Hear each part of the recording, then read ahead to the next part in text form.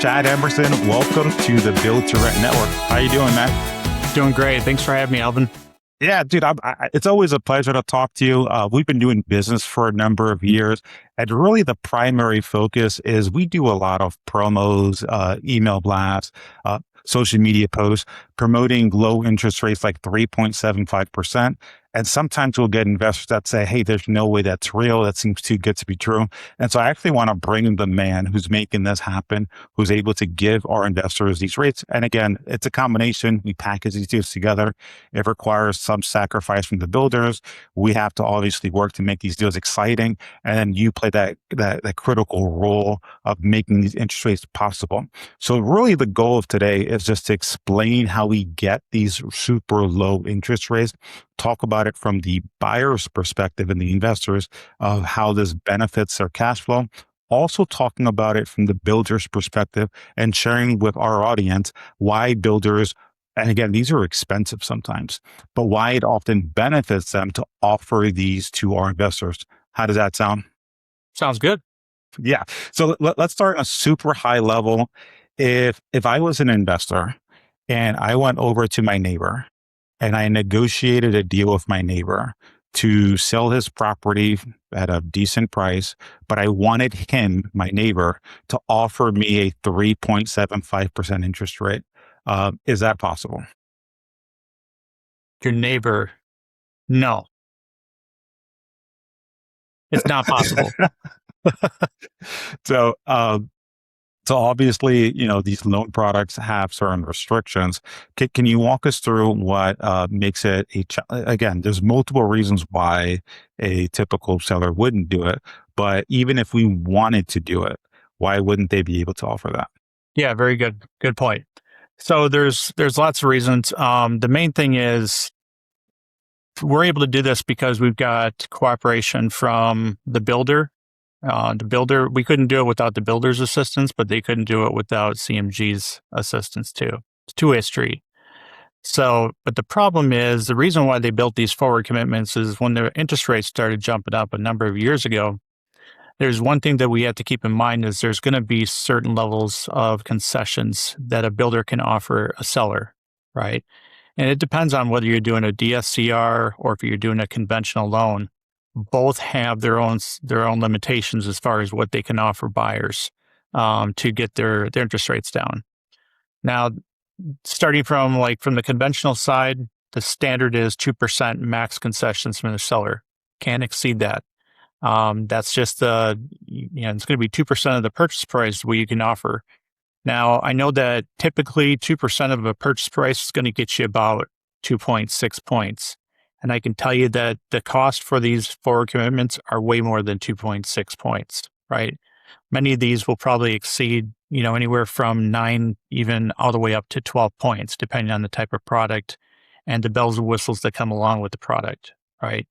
So what Fannie Mae and Freddie Mac devised is a way to do this with the help of builders, but it has to be a separate transaction between the builder and the lender. Now, also, in order for a lender to do this, you have to have a lot of capital and you have to have a lot of clout as well, which CMG has. So what we'll do is we'll set up a separate transaction between our securities company and the builder. We'll give them a cost. We'll tell them this is how much we call it a trade. A trade is when they actually exchange money for paper, access to the paper.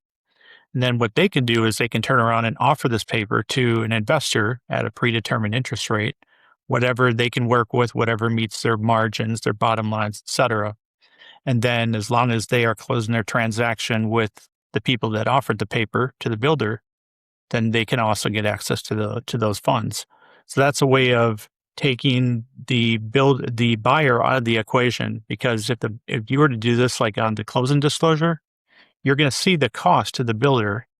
And since that's being, given to it's actually being given to the borrower or the buyer to see what that cost is, they're involved in the transaction.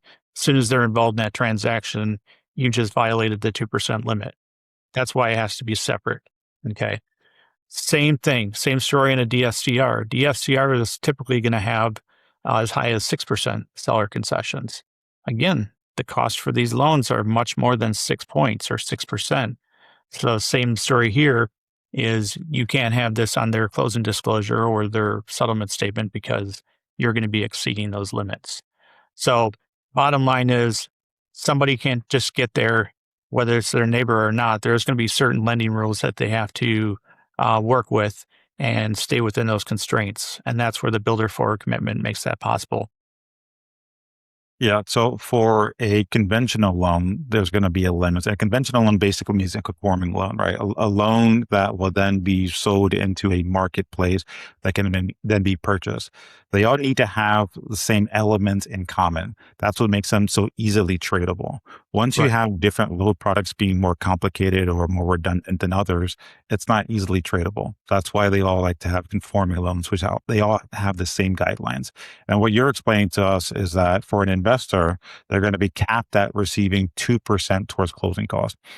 I always say this, like if someone's offering you 2% towards closing costs, take it, but it's not going to make an average deal a great deal, right? Yeah. Now, if like you're explaining, if you're getting, 7, 8 to 12% in points towards your rate buy down, that's going to move the needle where you're looking at where you would have been maybe at a 7% interest rate all the way down to possibly 3.75. And that's massive. Yeah. And when you do the math on these, we say points, we're talking about lender's points, which is a percentage of the mortgage amount or the loan amount. And that's expensive. I mean, some of these builders are offering, if you add up all the incentives, $40,000 to $50,000 of incentives that they're getting to investors. And I always say this all the time. The reason, like, if you are a typical seller, you're selling one property, you're really fixated on getting the most amount of profit per that one property because that's the only property you're selling at that moment. And typically you have other uses for that property.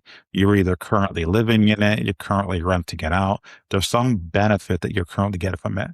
These builders, their whole business model is selling through inventory and they're not as fixated on one address or one sale. They're looking at volume. They need to move units. And preferably, they want to sell these things before they're even completed. And so we're always working on making these deals more exciting for the builder. I mean, for the investor, so the builder can get to volume quickly. So Chad, you also play that role in working with builders and helping them figure out when is the right time to do something like this. Can Yeah. you walk us through the typical conversations you have with builders, and then specifically when it makes sense for a builder to offer something like this? Yeah. Great question. So, early on, we've had conversations with a lot of the builders that I work with, and the first thing that they have to get over is they're not going to make the same profits that they were making, you know, a decade ago, let alone 5 years ago, right? There's going to be certain limited, there's going to be um, that's the first thing that they have to digest and get around. Now, but one thing that I want to make clear is builders want to build. That's what they do. That's their livelihood. You kind of touched on it. And the problem is, if you have inventory, unless you sell off that inventory, you can't raise the capital you need to continue to build. I think there's a common misconception amongst people that builders make these huge profits on a single property. They really don't. But they are going to make less of a profit when they do these forward commitments, sure, but it solves the problem of having standing inventory because you've got most of these builders have interim lenders and they are paying the cost for that interest for these properties until they're sold. So that just is a constant hit to their bottom line. So they're willing to take less profit on these deals so that they can get these off their books and then they can build more properties because that's what builders do, right? That's their livelihood. And it is a numbers game. It's not so much about hitting home runs on every single individual property. It's about getting the inventory off the books, getting new inventory on the ground. They can sell more properties more quickly this way, which allows them to stay in business, frankly. Yeah, and it's debatable because it's based on situations whether or not it will be more profitable or not to offer this. There's a lot of times where they would actually make a lot more money by offering this, and you mentioned that when you have sitting inventory, not only do you have holding costs, your insurance, your gas, your water, the utilities, you also have, like you mentioned, usually you're on the construction loan as well, which is an expense. Uh, it also scares the life out of you. You know, if you're building, if you have another 100 properties coming next month, right? Yeah. And you still have 10 left over from the previous month, you're like, hey, do we have to stop building? Are we building too much? Right? There's a sense of paranoia that starts kicking in when you're having your inventory built up compared to the opposite, compared to if your property is already under contract before it's completed. Now you have a lot of confidence to keep building. And one of the, I mean, I'm not a builder. You're not either. I'm scared to death of being a builder because you always think about like you have to, when you have your superintendents, when you have your tile guys, your bathroom guys, you got to keep giving them work all the time. Once you Yeah. stop giving people work, they'll find work elsewhere. And then it's when you call them, they might be busy. They might not be available for you. So it's a volume business and you have to maintain or grow that volume. And the way to do that without reducing pricing, which is the alternative, you start reducing prices. Now you start hurting your own comps. And it's harder to then increase the price. It's actually much easier to adjust the incentives on the back end that actually makes a deal more profitable than it is to adjust the pricing on the fly because you're basically eating your young at that point. But yeah, I mean, I've had a few conversations with builders too, especially when this is really new. And a lot of them were like, I was asking, what are you doing right now to move your properties? Like, oh, I'm doing 10%, 20% price reductions. And I'm just like, okay, that's a problem, first of all. Especially if you're a builder building for investors. Let's be real. If the numbers don't work, the investors aren't going to buy. It's it's just common arithmetic there. Yeah. So how do you get the numbers to a point where they And when do you make say your sense? numbers, you're talking about profit, cash on cash, your cash flow, right? Yeah. Exactly. So, yeah, I mean, you've got to, common sense is, you want to make sure that the rents you're bringing in are far exceeding what you're paying on your full investment on the property, the PITI, right? You can call it whatever you want, cash flow, ROI, whatever the case may be. If the rate is high and it doesn't matter how much you cut the price, it doesn't matter if you're offering we'll pay for your 2% of your closing costs, that all doesn't matter. People don't care. They want to see a low interest rate because bottom line, that's what's going to drive what their payment is. It's also going to determine what their cash flow is. Pretty So simple. a lot of these conversations are meeting with builders, walking them through the scenarios. A lot of times they're offering something, like you mentioned, they're already giving, 20% price reduction, and that's actually hurting their business. And it's an unadjustable number. And also, any future buyer can now look up how much what others have paid for. We're It's also in a market where people are being a lot more realistic. That incredible optimism is gone, right? Everyone's being a lot more realistic. And so, getting a 10% price reduction is cute, but it's not going to be exciting at this point because we're not in the market where people are necessarily investing for appreciation. No one's projecting, 10, 20% rental rate increases as well, which people were putting in their performas. Now everyone's being very, very methodical and being ultra realistic at what deal work, at what deal makes sense. So yeah, when that comes in, people are looking at like, hey, if everything goes south, am I still cash flowing? And you need to have a very healthy cash flow in order to then feel comfortable. If something were to change, I'm still good. I don't have to start funding the deal. And funding the deal is the worst position to be in. You should never do that, right? Your deal should be very healthy cash flow. And the best way to do that from a return on investment is to buy down the rate. yeah, 100%. And then I do want to touch on this briefly because I was thinking about this while we're having our conversation. People have asked me this before. Investor says, "Well, why do I have to go through the builder? What if I just came to you and said, 'Hey, I want a forward commitment. I want a rate of 3.75.'" And I said, "Well, therein lies the problem because there's also going to be uh, loan rules where there's something called high cost loan. Okay, and a lot of people don't know what this is, but there are going to be certain limitations that the lender has too. I can't just charge you like if you came to me, Alvin, you said I want a 3.75. I'm like, okay, well, that's going to be 9.5 points, let's say, for example. I can't charge you 9.5 points even if I wanted to. Usually that limit is somewhere between 3.5 and 4 points on the total loan. So, and I can tell you that 3.5 or 4 points isn't going to get you close to an interest rate of 3.75. So that's another thing I just wanted to touch on, but that's a common question. Yeah, and one of the big things again, we keep harping on the 3.75% interest rate. That's on a 10-6 arm. Can you walk us through what a 10-6 arm is, and then show alternative options in case people wanted to explore other routes? Sure. So basically, a 10-6 arm is still a conventional loan. It does fully amortize over 30 years. It's not a 10-year AM. Okay. The two numbers, the 10 and the 6, very important to understand what those mean. So the 10 part is the number of years that that interest rate will be fixed. Okay. The 6 is after that 10 years, that's when the adjustable part comes in. The loan can adjust, the rate can adjust rather, and it will happen every 6 months. One of three things is going to happen. Either the rate will stay the same, unlikely, the rate could go down, potentially, or the rate could go up, more likely. It all depends on what you're seeing in the economy. Okay. But as far as a lot of people get nervous when they hear the word adjustable rate mortgage, and we totally understand why. If you had like a 2 or a 3 year adjustable, maybe even a 5, in some cases a 7 year adjustable, that is a little bit harder to swallow than if you tell somebody, hey, for the next 10 years, I mean, you basically have a decade before that rate's going to adjust. Most people don't have a problem with that because they know that are they still going to have the property after 10 years, or would they have sold it? Could the loan potentially be paid off after 10 years? If you're an experienced investor and you have a lot of cash flow that you're paying these things off real quickly, that could be unlikely you'd still have that loan, right?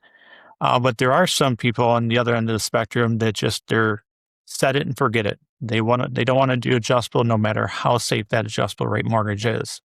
So in that case, most builders will do 30-year fixed rate mortgages. You're not going to get down as low as the 3.75. I know that the lowest you can get is 3.99% on a 30-year fixed. However, that's excessive cost to the builder too. So they have to be willing to do that. Right. It just comes down to what your comfort level is. And then the builder, oftentimes they will offer a 30-year fix as long as the cost of them isn't exceeding what the cost would be on a 3.75, for instance, on a 10-6 arm.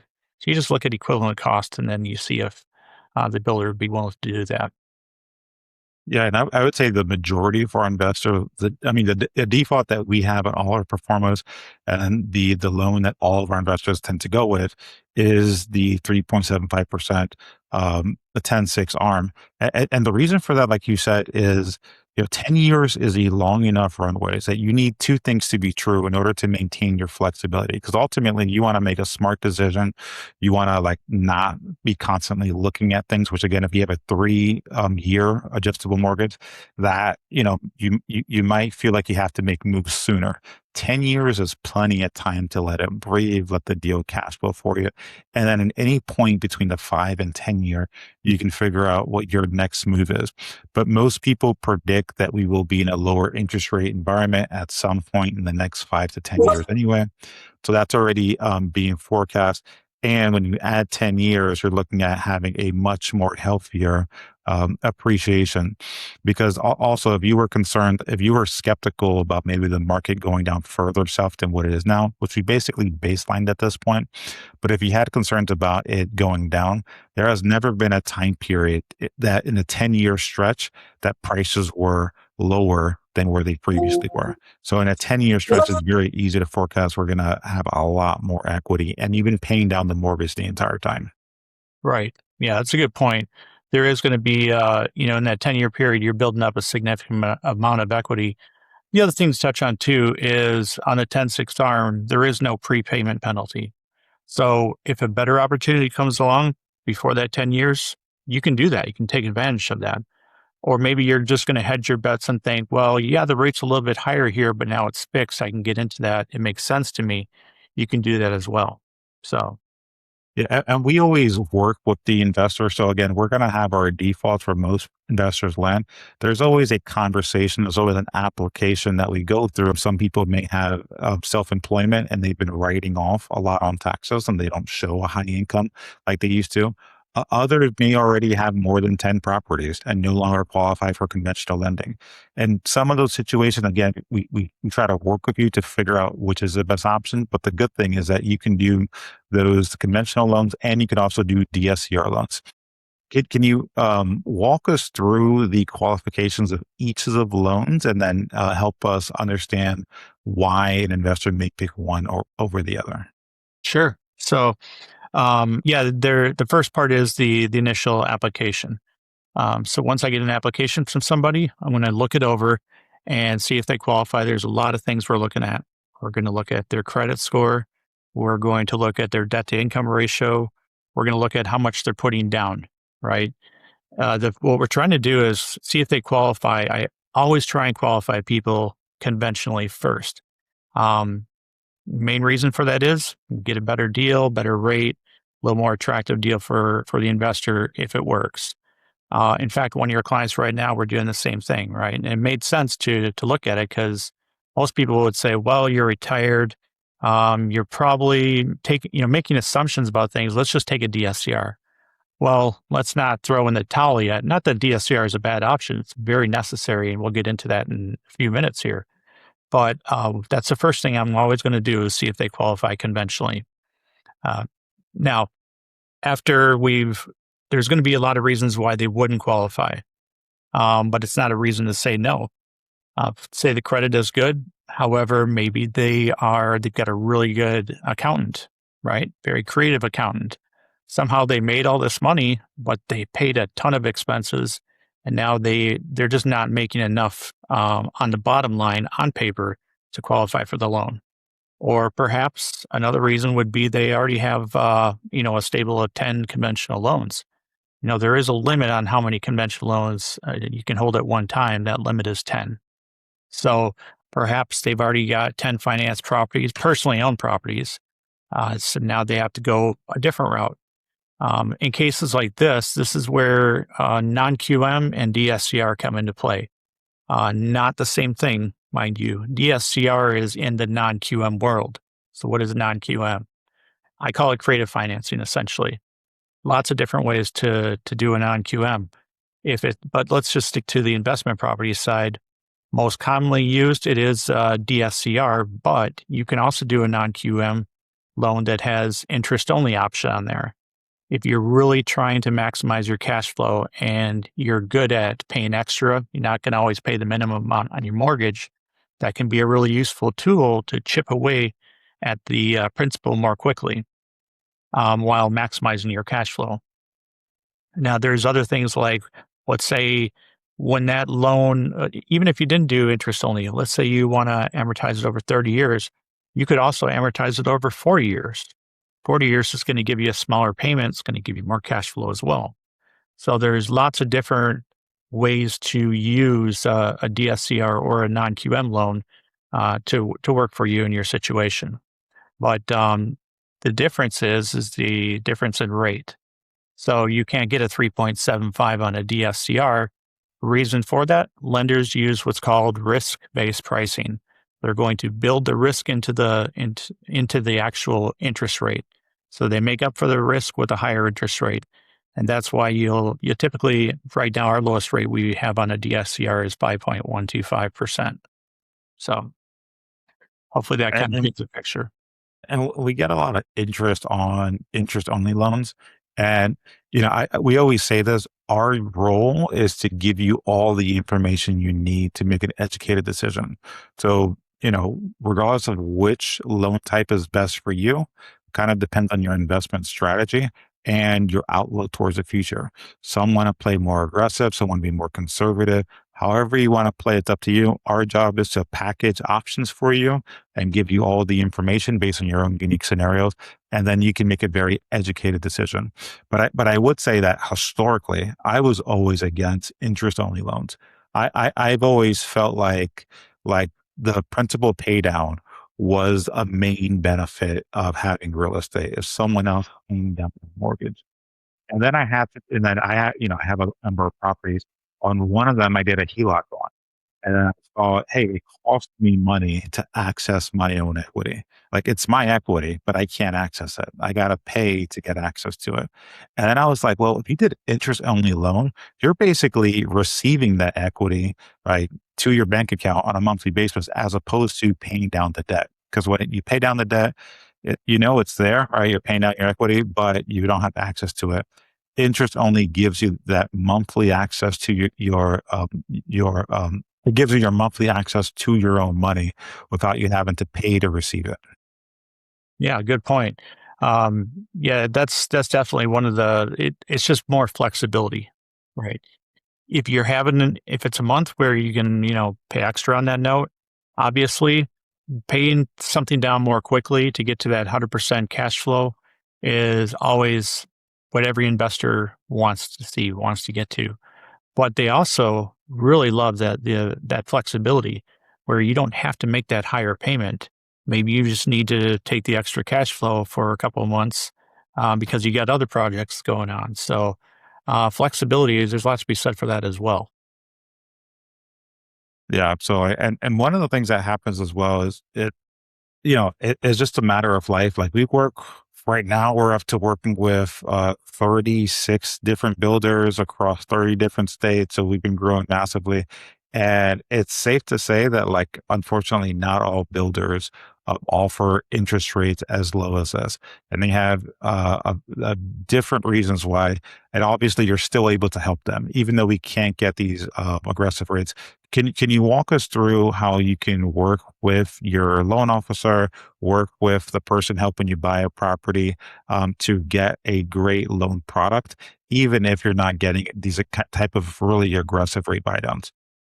Sure. Yeah. I mean, just because the builder can't afford to pay these large buy downs, in some cases, because not every builder is going to be the same. Some have that bottom line that allows them to buy 3.75 all day, but many don't have the ability to do that.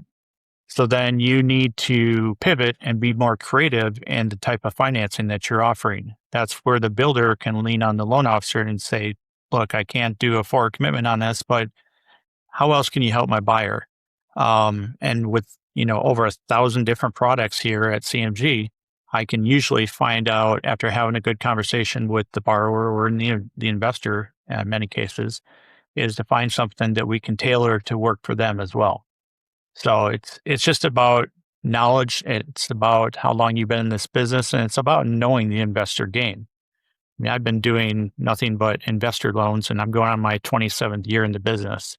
Um, I'm not looking to retire anytime soon, but it seems like over at CMG, we're always coming out with new products, new ways to benefit the borrowers, whether they're investors or just owner occupants. So there's lots of different ways to make it work. It just not may not yield that lower interest rate, but there's other ways to achieve what they're looking for oftentimes. Yeah, for some reason you're not looking to retire. And people don't make Oh, that notice about you. I don't. Is it polite to call somebody a workaholic? Is that a bad term? Right? I don't with know if you use that as a badge of honor. But what I would say is you tend to be on, right, and focused, and you're one of those kind of people that, like, some people will like sit and like, well, let's wait till it's Monday morning before I send this email. You're like, nah, I will push this off of my plate. I'll put it on someone else, but I'm not slowing the transaction down. I'm not slowing down the flow of information. I'm responding at all times of the day. yeah. Even there's times where I had a call with a client. I was like, "Hey, let me see if Chad knows his answer to this." And you're on the tarmac, like getting on a plane, and you picked up the phone and still. Yeah. Yeah, exactly. No, I don't think it's a badge of honor. It's just about being accessible. I think that's good customer service. I know there's a lot of lenders out there where I had this situation last week where, an investor called me up and he goes, yeah, I'm already pre-approved, but I would like to see what you can do to see if you can kind of match or get me a better deal. And we were able to do that. And they said, well, why don't you check with your lender and see if he can do this? Won't get into the specifics. And he said, well, and this is on a Saturday. And he's like, I've got a message into him, but he hasn't called me back yet. And, he called me back the next day. He's like, sorry. He's like, I guess he doesn't work on weekends, so I'm going to have to wait till Monday. And that's one thing that I never want to hold up. Like you said, the transaction, not everybody, works within that 9 to 5, Monday through Friday. I haven't done that since I've been in the business.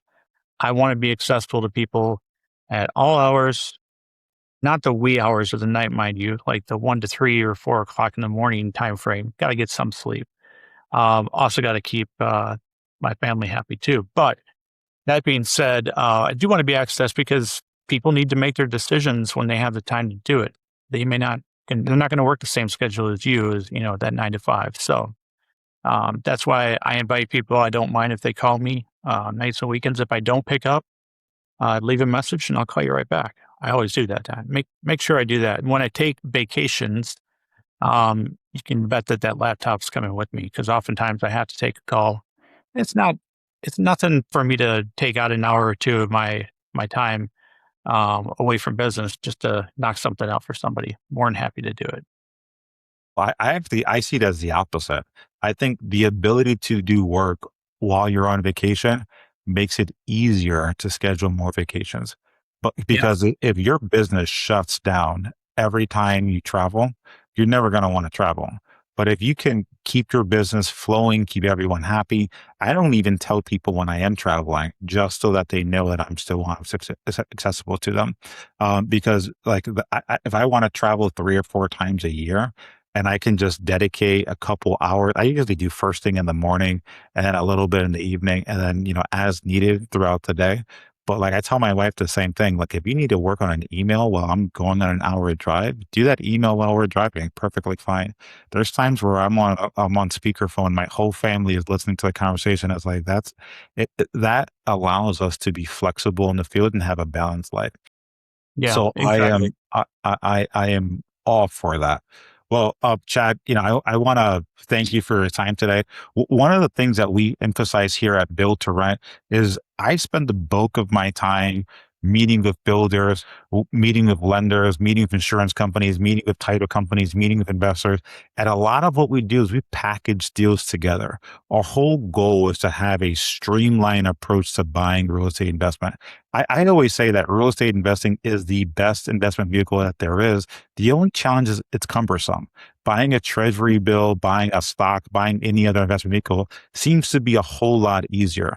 So my goal here at Build to Rent, and the reason why I created the Build to Rent network, is to make the process of buying a property, an investment property that pays you money each and every month, is stable, reliable, predictable, as easy as possible.